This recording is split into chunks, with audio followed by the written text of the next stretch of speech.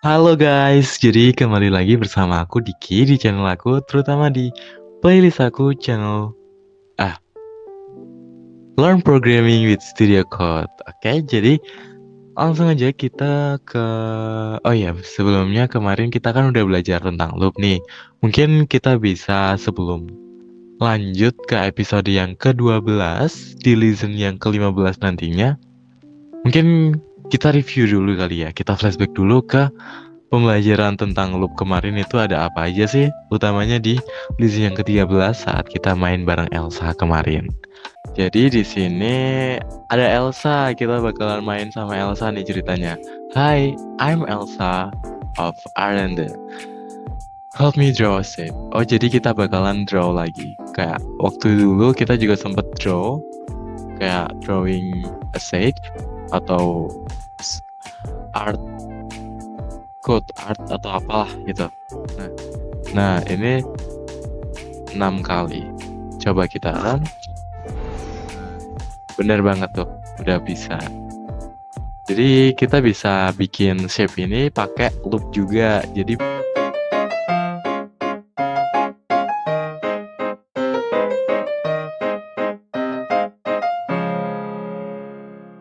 nah, seperti itu tadi adalah untuk ini apa namanya? Review aja flashback materi kita kemarin yang udah kita kerjain bareng. Dan sekarang kita mau ke materi yang selanjutnya, yaitu apa ya kira-kira? Nah, wait. Nah, kemarin kan udah loops nih, udah loops.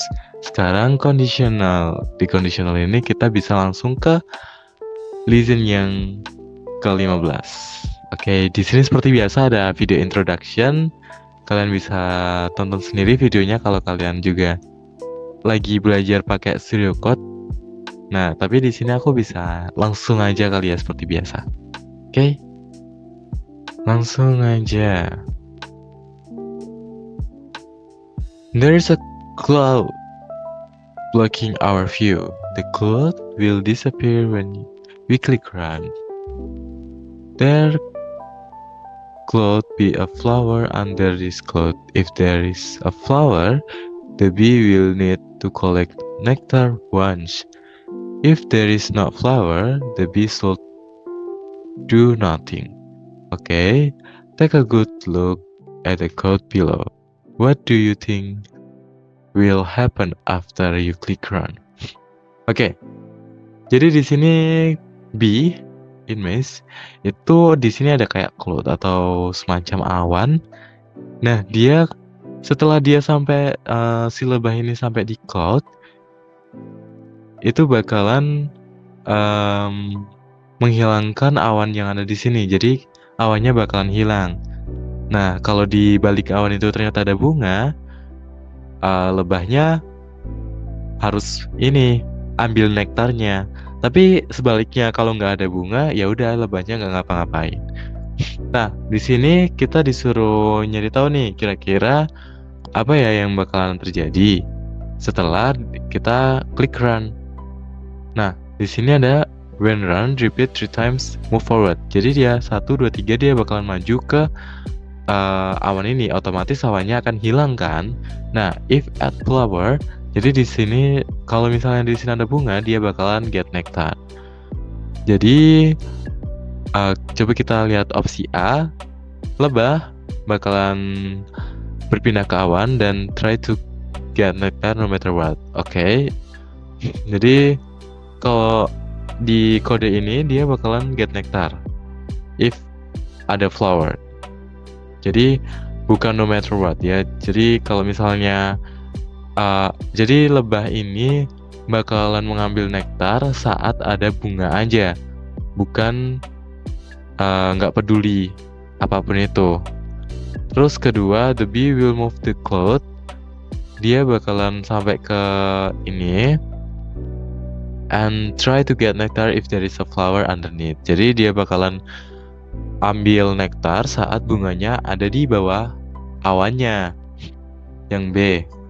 Terus yang C, the bee will move to the cloud and then do nothing no matter what. Nah, jadi the bee nggak bakalan ngelakuin apa-apa ceritanya. Tapi di kode ini kan dia bakalan ngambil nektar saat ada bunga. Jadi yang jawaban yang benar adalah B. Saat di bawah awannya ada bunga, lebahnya bakalan ngambil nektar. Yang D jelas salah karena the bee will not reach the cloud, yang artinya lebahnya nggak bakalan menyentuh awan misalnya. Tapi di kode ini dijelaskan bahwa bee bakalan maju sebanyak 3 kali, yang artinya dia pasti udah nyentuh awan. Oke, coba kita run dulu. Nah, ternyata bener nih. Oke, kita langsung lanjut.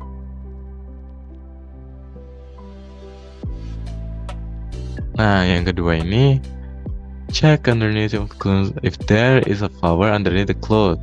The bee will need, okay. The bee will need to get nectar once. Jadi dia bakalan ambil nektar itu cuma sekali aja. Oke, dia bakalan move forward sebanyak 2 kali. Kayaknya kalau 2 kali nggak perlu repeat deh. Langsung move forward aja.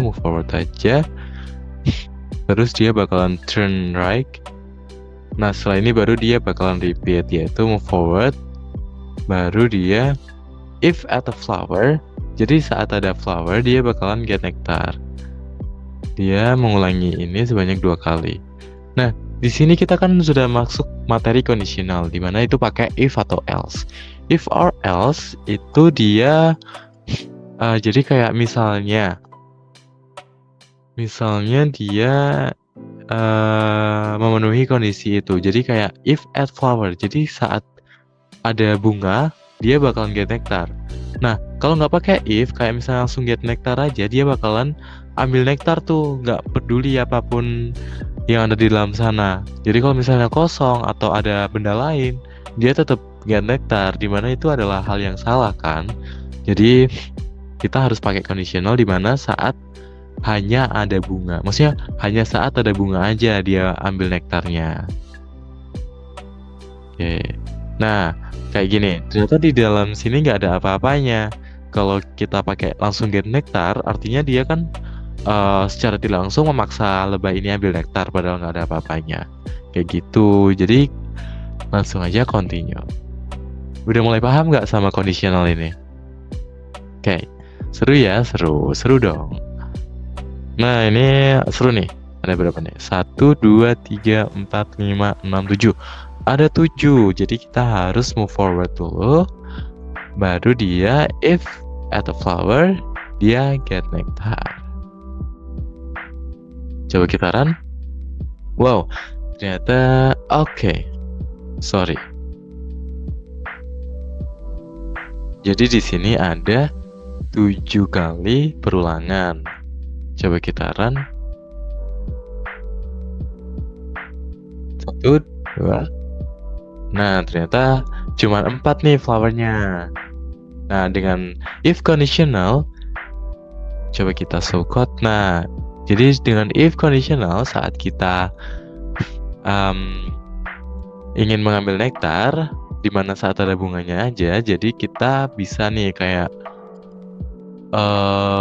mengira-ngira. Misalnya nggak ada nektar, ya udah nggak usah dieksekusi metode get nektarnya. Oke, jadi kita bisa lanjut ke puzzle berikutnya, puzzle nomor 5. In this puzzle, we know that every flower has exactly 1 nectar, but the flowers are not spaced evenly. Get all nectar using few code block. Oke.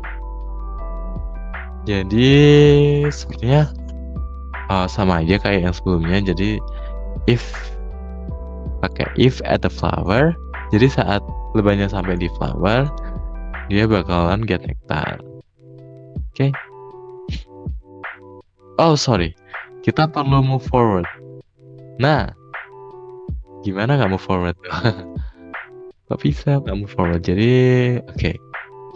Seperti sebelumnya, cuman ini nggak ada awannya aja. Lanjut ke puzzle berikutnya, puzzle nomor 6. Di sini oke. Sama aja seperti sebelumnya, dia bakalan repeat it.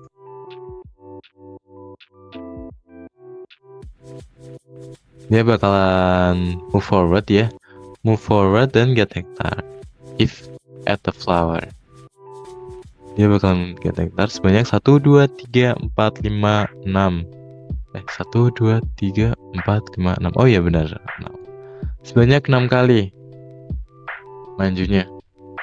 Nah, di sini aku pakai repeat lagi. Kenapa? Karena aku mau ada 2 kali perulangan biar yang di sini ikut aja. Tapi kan dia bakalan kayak ke sini, terus untuk ke sini dia perlu untuk turn left, baru dia move forward sebanyak 2 kali. Setelah itu baru dia turn left lagi. Nah, dia baru deh untuk kesini lagi. Coba kita run dulu. Nah, sampai di sini dia bakal turn left, move forward. Nah, dia baru mengulangi gerakannya lagi. Yay! Oke.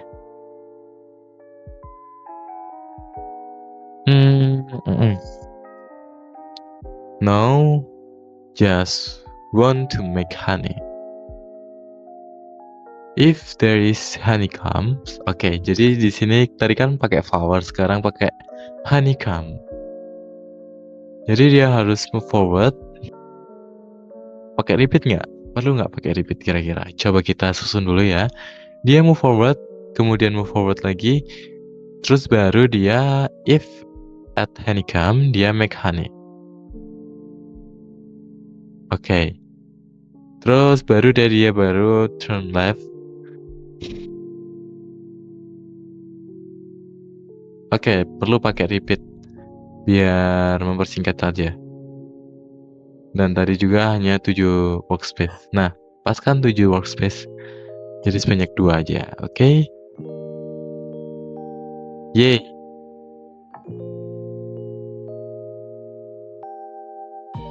Langsung lanjut ke oke. Di sini ada video tutorial lagi. If path ahead, do else. Oke.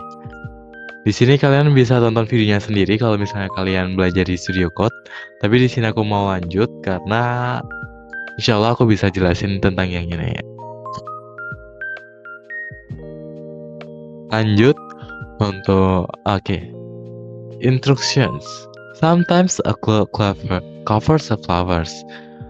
Sometimes it covers a honeycomb. Use the if-else block to collect nectar at flowers and make honey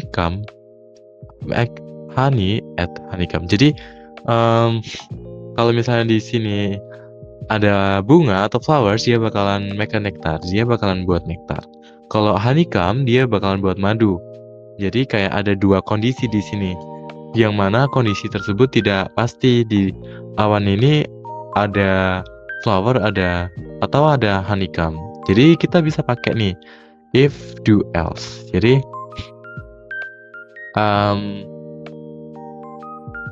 seperti yang dibilang sebelumnya, dia butuh move forward dulu, forward. Nah, 2 kali. Saat sampai di sini, saat dia bentuknya bunga, dia bakalan get nectar. Else atau kalau misalnya ternyata munculnya yang lainnya. Yang lainnya di sini kan cuman ada honeycomb. Jadi dia langsung make honey. Kayak gitu. Nah, terus kalau misalnya aku pengen ini ganti honeycomb, berarti di sini kalian perlu mengubahnya jadi make honey karena di sini adalah yang disebutin if at honeycomb, dia bakalan make honey. Baru deh yang lainnya baru dia get nectar kayak gitu. Nah, betul. Jadi di sini adalah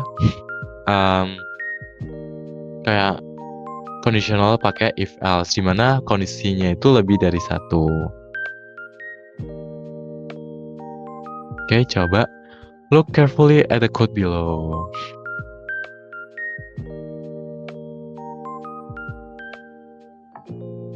A verb one honeycomb. Oke, sama kayak tadi. Move forward, if at flower, get nectar. Oke, sama kayak barusan. Jadi the bee will, artinya di sini dia bakalan dari ketiga yang ada di sini, dia bakalan dapetin semuanya karena di sini dia pakai if else. Kalau nggak bunga, berarti kan honeycomb. Saat dianya bunga, dia bakalan get nektar. Saat dianya honeycomb, saat dianya selain bunga atau else, dia bakalan membuat madu. Otomatis, kalau secara logika dia kan cuma ada bunga dan honeycomb.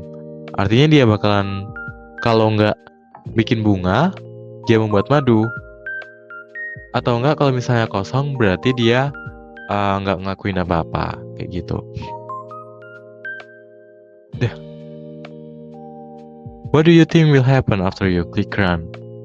The bee will get nectar at its flower and make honeycomb at its honeycomb. Ini benar. Nah, ini salah. The bee will try to get nectar from both flowers and honeycomb. Jadi, lebahnya kalau kata si B dan C, kayaknya B dan C ini sama. Kalau kata yang B ini dia lebahnya bakalan dapetin nektar nih, baik nggak tahu mau di bunga, mau di honeycomb, dia bakalan pokoknya nektar gitu. Kalau yang C pokoknya madu. Kalau yang D will try to get honey. Nah, yang ini kebalik. Jadi honey and nectar from. Jadi kayak gabungan antara B dan C. Oke. Jawabannya yang A karena di sini kodenya udah benar. Oh, ternyata isinya 1 honeycomb dan 2 bunga. Oke, lanjut. Oke, challenge puzzle. I'm ready.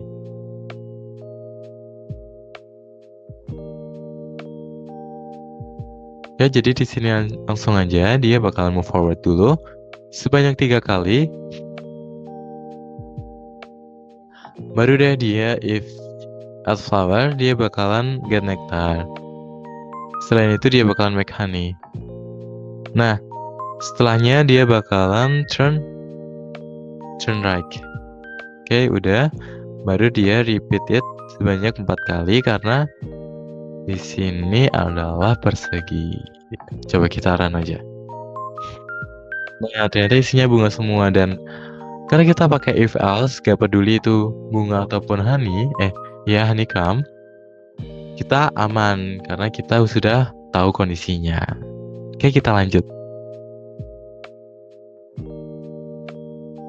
Collect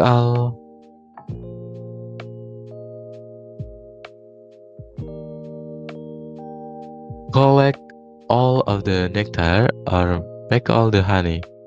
You can only collect nectar from flowers and make honey from honeycombs.